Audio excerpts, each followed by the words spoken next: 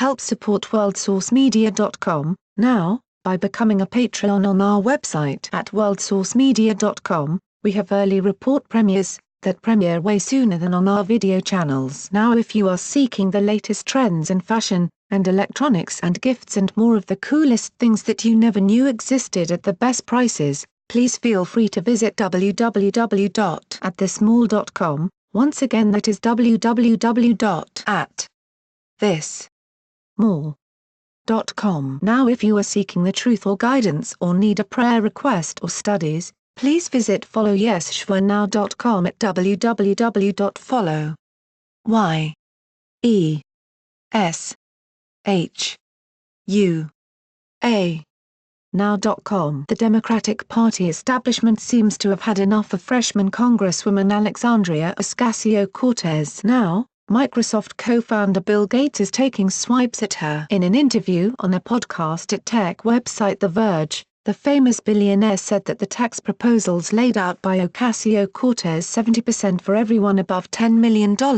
misses the big picture. According to Gates, there exists a difference between the government running efficient programs and taxing people into oblivion. Certainly, the idea of government being more effective in terms of how it runs education or social programs, there's a lot of opportunity for improvement there, Gates said in the podcast. According to Fox News, in terms of revenue collection, you wouldn't want to just focus on the ordinary income rate, because people who are wealthy have a rounding error of ordinary income. He continued, they have income that just is the value of their stock, which if they don't sell it, it doesn't show up as income at all, or if it shows up, it shows over in the capital gain side. So the ability of hedge fund people, various people, they aren't paying that ordinary income rate. The one thing that never gets much press, the IRS shows the statistics for the top 400 people of the highest income and the rate they pay. Anyway, you should look at that. It's about a 20% rate, so it has nothing to do with the 39.6 marginal ordinary income rate. So it's a misfocus. If you focus on that,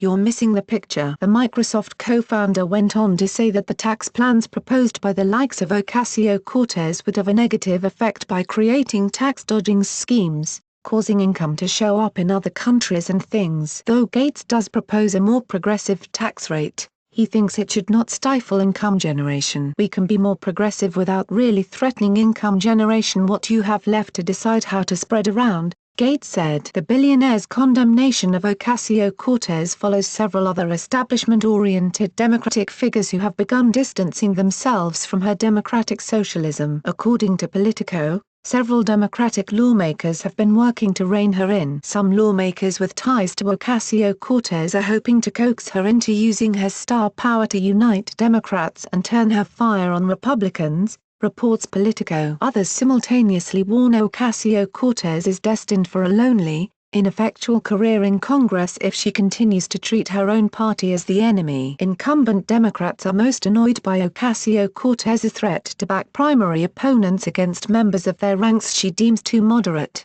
the report continued. But their frustration goes beyond that. Democratic leaders are upset that she railed against their new set of House rules on Twitter the first week of the new Congress. Rank and file are peeved that there's a grassroots movement to try to win her a top committee post they feel she doesn't deserve.